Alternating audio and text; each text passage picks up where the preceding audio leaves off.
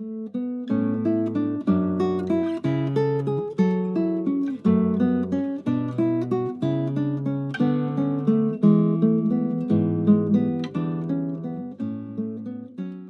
nome do Pai, do Filho e do Espírito Santo. Seja bem-vindo ao Grupo Santo Anselmo. Seja bem-vindo à nossa formação sobre a teologia dos sacramentos. E seja bem-vindo ao nosso terceiro vídeo sobre o sacramento da ordem. No primeiro vídeo, nós fizemos a introdução acerca do sacramento da ordem. No segundo vídeo, nós fizemos uma grande relação entre o culto judaico, o sacerdócio judaico e os sacrifícios de animais do judaísmo como prefigurações do sacerdócio de nosso Senhor Jesus Cristo e do seu sacrifício na cruz. E assim, este mesmo sacrifício de Cristo na cruz e este mesmo sacerdócio de Cristo na cruz se prolonga no tempo, se faz presente a todas as gerações e em todos os lugares por meio do sacramento da ordem e da Eucaristia. Então, vejam como essas três dimensões estão absolutamente interligadas. De um lado, o sacerdócio judaico e o sacrifício de animais, prefigurações do sacerdócio definitivo e único de Cristo e do seu sacrifício, que se estende pela história e pelo espaço por meio da Igreja, através do sacramento da ordem, por meio da Eucaristia. Então, aquilo que era prefiguração e que foi realizado por Cristo é perpetuado pela Igreja por meio da Eucaristia e do sacramento da ordem. São três dimensões indissociáveis para compreendermos o sacramento da ordem como extensão do sacramento de nosso Senhor Jesus Cristo e que foi prefigurado pelo sacerdócio levítico do Antigo Testamento. Assim concluímos o segundo vídeo. E, a partir de agora, nesse terceiro vídeo, nós vamos falar da instituição do sacramento da ordem e como ele se desenvolveu nos primeiros anos da Igreja. É fundamental que você veja esse vídeo e compreenda como a Igreja se organizou e como isso chegou até nós. Então, fique conosco e pode virar a página.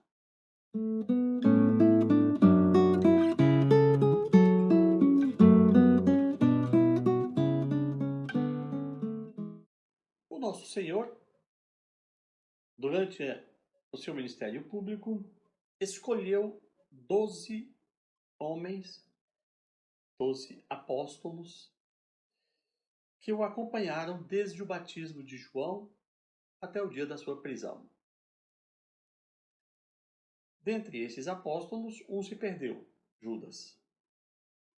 A todos eles, o nosso Senhor ensinou, formou e os preparou para dar continuidade à missão de evangelização, de anúncio do reino de Deus. E quando chegamos ao final do terceiro ano, às vésperas da morte de Nosso Senhor, a algumas horas de sua prisão, durante a última ceia em que eles estiveram juntos, o Nosso Senhor, então, institui o sacramento da Eucaristia, que seria aquele sacramento que perpetuaria a sua paixão, morte e ressurreição na cruz, que aconteceria logo nas horas seguintes e nos dias seguintes, e instituiu também o sacramento da ordem, para que aqueles 11 apóstolos e seus sucessores, como veremos depois, pudessem realizar, administrar o sacramento da Eucaristia. Olha que interessante, é muito lógico. O nosso Senhor concluiu a formação dos apóstolos por 3 anos. Muito bem. Ele sabe que dali a algumas horas ele será preso. Ele sabe que será torturado, julgado, morto e sepultado, e ressuscitará ao 3º dia e subirá aos céus. Ele quer deixar o memorial dessa grande paixão, morte e ressurreição, para que isso seja perpetuado por meio de um milagre para todos os povos que haverão de crer no seu nome e por todos os lugares. E para isso ele institui o sacramento da Eucaristia. Mas é preciso também instituir um sacerdócio que realize esse memorial da paixão, morte e ressurreição. E também para que a sua mensagem seja levada a todo o mundo. Então, ele institui ao mesmo tempo a Eucaristia e ao mesmo tempo o sacramento da ordem, o sacerdócio, para que esses sacerdotes, que não são sacerdotes por si mesmos, mas participantes do sacerdócio de Cristo, possam realizar o sacrifício da missa, memorial da paixão e morte do Senhor, e possam também levar adiante a sua mensagem. Então, a instituição do sacramento da ordem, especificamente no grau do episcopado, acontece na própria ou junto à própria instituição da Eucaristia e pelo próprio Cristo. Pois bem, instituído o sacerdócio ou instituído o sacramento da ordem, os fatos se desenvolvem. O nosso Senhor é preso, é julgado, morto, sepultado. Ao 3º dia ressuscita, tem os encontros com os apóstolos e sobe aos céus. Aí acontece uma coisa curiosa. Enquanto aguardam a vinda do Espírito Santo, naqueles 10 dias entre a Ascensão e o dia de Pentecostes, os apóstolos, agora em número de 11, tomam uma providência interessantíssima. Eles elegem, isso está aqui no livro de Atos, capítulo 1, versículos 15 e seguintes, os apóstolos, reunidos esperando pelo Espírito Santo, elegem um sucessor para o lugar de Judas. O colégio apostólico que o Senhor institui, em número de 12, decai em número para 11, com a perdição de Judas. Os apóstolos, então, vão recompor esse colégio, elegendo São Matias como sucessor de Judas. E aqui já tem um ensinamento importante. Quando você lê Atos 1,15, você vai ver que é Pedro que toma a iniciativa para eleger um sucessor de Judas. É Pedro que toma a iniciativa para escolher um sucessor de um apóstolo. E até hoje, é o Papa em Roma, sucessor de Pedro, quem escolhe aqueles que haverão de ser sagrados como bispos, portanto, sucessores dos apóstolos. Muito bem. A igreja nasce em Jerusalém, dali a alguns dias, com o evento de Pentecostes, a grande epifania, quando veio o Espírito Santo, operando um grande milagre, fortalecendo os apóstolos e os discípulos, e ali inicia a pregação do Evangelho. A igreja vai crescendo e vai acontecer uma coisa curiosa. Num determinado momento, haverá o martírio de Santo Estevão. Isso alguns anos, talvez 7, 8 anos depois do nascimento da igreja. Com o martírio de Santo Estevão, haverá uma grande perseguição à igreja. O sinédrio, o tribunal judeu, os fariseus, aproveitam aquele momento do embate e do trauma causado na igreja com o martírio de Estevão e fazem, por meio de um de seus membros, o jovem Saulo de Tarso, futuro apóstolo Paulo, uma grande perseguição à igreja. São Lucas nos diz: naquele dia desencadeou-se uma grande perseguição contra a igreja de Jerusalém. Todos, com exceção dos apóstolos, dispersaram-se pelas regiões da Judéia e da Samaria. Olha que interessante.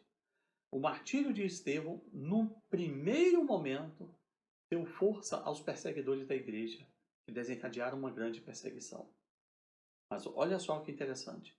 Versículo 2 do capítulo 8. Entretanto, alguns homens piedosos sepultaram Estevão, fazendo grande lamentação por ele. E na sequência: entretanto, os que haviam sido dispersos iam de lugar em lugar anunciando a palavra da boa nova. Veja que o sangue de Estevão, martirizado, apedrejado por crer no Evangelho, foi a semente do primeiro grande impulso de crescimento da igreja para fora de Jerusalém. Aqueles que estavam sendo perseguidos a partir da morte de Estevão saíram pela Judéia e Samaria anunciando o Evangelho. E sabe o que isso vai resultar? Isso vai resultar no surgimento de uma igreja fora de Jerusalém. Atos capítulo 11, versículos 19 e seguintes, São Lucas nos conta: aqueles que haviam sido dispersos desde a tribulação que sobreviera com a morte de Estevão, espalharam-se até a Fenícia, Chipre e Antioquia, não anunciando a palavra a ninguém, senão somente a judeus. Mesmo sendo apenas a judeus, eles saíram anunciando o Evangelho, e muitos creram. E surgiu um núcleo, uma igreja local na cidade de Antioquia da Síria, bem ao norte de Jerusalém. Ora, a notícia chegou aos ouvidos da igreja que estava em Jerusalém, pelo que enviaram Barnabé a Antioquia. Quando chegou e viu a graça que vinha de Deus, alegrou-se e exortava a todos a permanecerem fiéis ao Senhor com prontidão de coração, pois era um homem bom, repleto do Espírito Santo e de fé. Assim, considerável multidão agregou-se ao Senhor. Barnabé partiu para Tarso à procura de Saulo. De lá, conduzindo-o a Antioquia, durante um ano inteiro, conviveram naquela igreja e ensinaram numerosa multidão. E foi em Antioquia que os discípulos, pela primeira vez, receberam o nome de cristãos. Que beleza, hein? Então, olha só, a perseguição a Estevão gera uma dispersão das pessoas que estavam em Jerusalém, dos cristãos. Por onde eles saem, eles vão anunciando o evangelho aos judeus. Lá ao norte, na cidade de Antioquia, você pode ver aí no mapa, surge um núcleo cristão, surge uma igreja local. Mas os apóstolos estavam em Jerusalém, não tem problema. Eles mandam São Barnabé para liderar aquela igreja em Antioquia. Barnabé chega lá, fica um tempo, mas depois vai buscar Saulo, que já é cristão e está na cidade de Tarso, e então leva Saulo para Antioquia, e lá Barnabé se torna o primeiro bispo, vamos dizer assim, de uma cidade, de uma igreja fora de Jerusalém. É aí que começa a se desenvolver o terceiro grau da ordem, o grau do episcopado. Porque os apóstolos ficaram em Jerusalém. E quando surge uma igreja fora de Jerusalém, eles enviam uma pessoa para chefiar aquela igreja local. E o tempo vai passando e a igreja vai crescer. Até esses dois aí, Saulo e Barnabé, partirão de Antioquia por uma grande viagem missionária, criando núcleos cristãos, igrejas católicas em várias cidades do Império Romano. Paulo depois vai fazer mais 2 viagens, Barnabé vai fazer mais uma, sozinhos, separados, sempre criando igrejas, anunciando o Evangelho. Ou seja, o que os apóstolos começam a perceber? Que eles, apenas 12, não darão conta de continuar a pastorear aquele rebanho sozinhos, porque a igreja está se espalhando para todo canto que havia, começando por Antioquia. E vai acontecer outro problema. No capítulo 12, São Lucas nos diz, e aí já é uns 14, 15 anos depois da ressurreição de Cristo, portanto do surgimento da igreja, São Lucas vai nos dizer que Herodes manda matar o apóstolo São Tiago. São Tiago é o primeiro dos 12 apóstolos a ser morto pelo Evangelho. Não é o primeiro mártir. O primeiro mártir é Santo Estevão, mas Estevão era diácono. O primeiro apóstolo a ser morto, possivelmente, é São Tiago. Está descrito no capítulo 12 de Atos. Esse Herodes que manda matar Tiago não é Herodes Antipas, aquele que matou João Batista. Esse aqui é Herodes Agripa, sucessor de Antipas.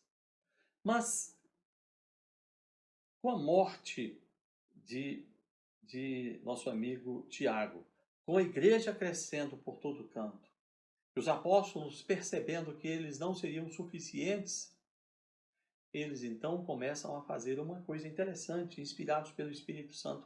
Começam a ampliar o colégio apostólico. De 12, eles começam a escolher outras pessoas para a função de apóstolo. Mas aí é curioso, esses recebem o nome de episcopos. Episcopos. Essa palavra grega significa superintendente, superintender, chefiar, olhar por cima, né? O epi, né? Que é a parte que é o do alto. O superintendente, aquele que chefia, aquele que governa, é o episcopos. Então eles começam a escolher episcopos, sucessores dos apóstolos, na medida em que eles vão ficando mais velhos e que alguns vão morrendo. E esses episcopos passam a liderar a igreja naquelas grandes localidades. Então, aí nós temos a configuração, a consolidação do sacramento da ordem no grau do episcopado. Posteriormente, esses episcopos receberão um nome mais latinizado, de bispos, que usam até hoje. Então, meu caro, o bispo aí da sua diocese, ou arcebispo aí da sua diocese, da sua arquidiocese, nada mais é do que um dos sucessores dos apóstolos. É isso. Os bispos são os sucessores dos apóstolos. A Igreja Católica tem hoje perto de 6.000 bispos em todo o mundo. São 6.000 sucessores dos 11 apóstolos. Por que dos 11? Porque o Papa Francisco é o sucessor de São Pedro. Olha que interessante. Os 11 apóstolos têm nos bispos os seus sucessores. Mas São Pedro tem no bispo de Roma o seu sucessor, que é o Papa Francisco. Pois bem, assim se consolidou o sacramento da ordem no grau do episcopado. E mais uma coisa, para ajudar na sua formação. Existe uma riqueza sem fim na Igreja Católica, que nós chamamos de sucessão apostólica. Eu estou em Brasília, eu moro em Brasília. O nosso arcebispo se chama Dom Paulo César Costa. Eu posso verificar na biografia dele qual foi o bispo que ele sagrou. E posso ir atrás desse bispo e ir atrás do outro e buscar a sagração numa retroatividade que pode ir do arcebispo de Brasília, Dom Paulo César Costa, até um dos 12 apóstolos. E eu farei essa linha perfeita de sucessão apostólica. todos os bispos e, por consequência, todos os padres podem ter o seu itinerário de ordenação, não é? Examinado retroativamente, que nós chegaremos a um dos 12 apóstolos e, portanto, ao próprio Cristo. Por isso você pode entender que o seu pároco, o padre da sua paróquia, o seu bispo, ele foi ordenado por alguém, que foi ordenado por outro, que foi ordenado por outro, que foi ordenado por outro, que foi ordenado por um dos 12 apóstolos, que foi escolhido por nosso Senhor Jesus Cristo. Essa sucessão apostólica é uma riqueza sem fim que a Igreja Católica detém. Nunca se esqueça disso. Mas, continuando. Então, a Igreja Católica começa a colocar nas grandes cidades os bispos para pastorear aquele povo, para governar, santificar e ensinar o povo. E assim se consolidou esse terceiro grau da ordem. E agora vamos ao segundo grau da ordem.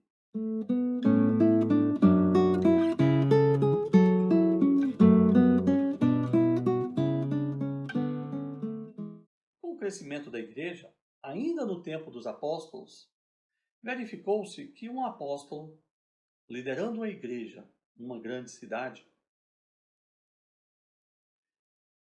tinha de atender ainda às cidades menores ao redor daquela grande cidade. E ainda as pessoas que moravam no campo.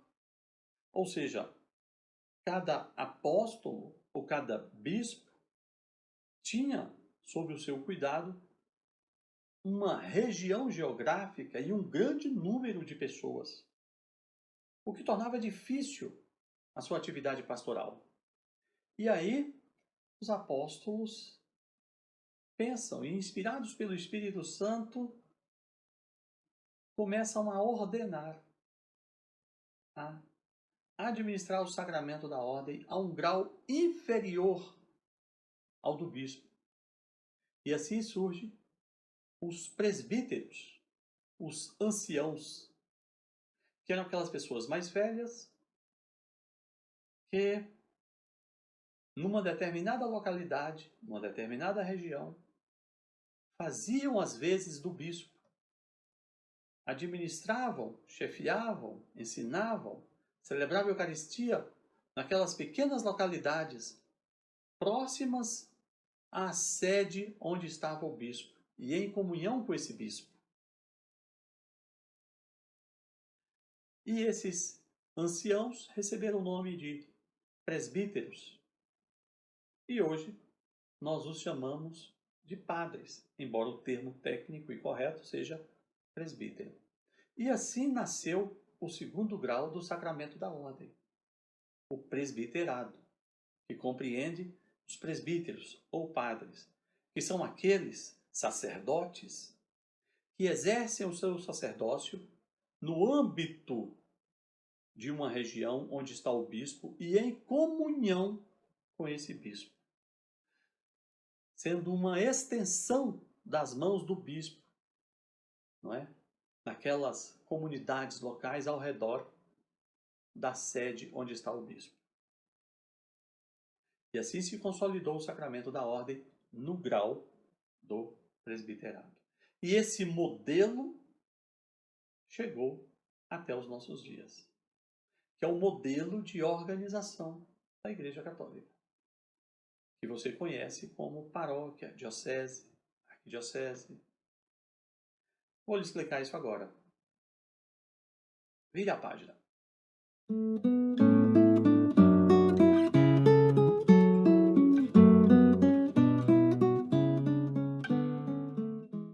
Como eu disse, logo no início da Igreja, os apóstolos e os episcopos, logo depois chamados de bispos, começaram a organizar a Igreja da seguinte maneira.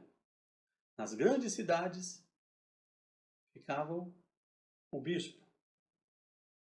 E aquela região ao redor da cidade onde estava o bispo, onde ficavam as cidades menores e as pessoas do campo, compreendiam a área de atuação do bispo. essa região passou a ser chamada de diocese, governada por um bispo. E dentro da diocese, esse bispo tinha presbíteros que lhes auxiliavam. Com o passar do tempo, para organizar melhor, a região onde estava o bispo foi dividida em regiões menores, chamadas de paróquias, sendo que em cada paróquia você tinha um presbítero. E todos os presbíteros daquelas paróquias administravam essas paróquias em comunhão com o bispo. E todos os bispos, por onde a igreja estava, em comunhão com o bispo de Roma, formam a Igreja Católica. Esse é o modelo que a Igreja Católica começa a montar, a adotar desde o início e funciona até hoje. Mais uma vez, vira a página. Atualmente, o mundo todo é considerado o território da Igreja Católica. Exatamente. O mundo todo é um só território da Igreja Católica. A Igreja, então, divide todo o mundo em áreas geográficas, em circunscrições eclesiásticas, áreas geográficas, para fins eclesiásticos. Cada uma dessas áreas é chamada de diocese. A diocese pode comportar um município, vários municípios, dependendo da quantidade de pessoas, da importância do lugar. O mais normal é que uma diocese abranja vários municípios. Acontece aqueles grandes municípios, como São Paulo, que é dividido em várias dioceses. Mas o normal é uma diocese compor-se de vários municípios. E cada diocese é governada por um bispo. Ela é dividida em áreas territoriais menores, que são chamadas de paróquias. Na paróquia, que é uma região, você tem um governo local, que é o presbítero, que é o pároco, que governa aquela região. E todos os presbíteros, os párocos de todas as paróquias, agem em perfeita comunhão com o seu bispo. E todos os bispos do mundo, em suas respectivas dioceses, devem estar em comunhão com o bispo de Roma. E aí nós temos a organização da Igreja Católica. Quando uma diocese é muito grande ou é muito importante sob o aspecto econômico, político, social, ela recebe o nome de arquidiocese. E o seu pastor é chamado de arcebispo. Em linhas gerais, essa é a forma como se organiza a Igreja Católica pelo mundo. Fechamos assim a nossa explicação sobre a instituição e a organização do sacramento da ordem no grau do episcopado e no grau do presbiterado. Fique conosco. Vamos dar continuidade a essa formação. Que Deus os abençoe. Em nome do Pai, do Filho e do Espírito Santo. Amém. Santo Anselmo, rogai por nós.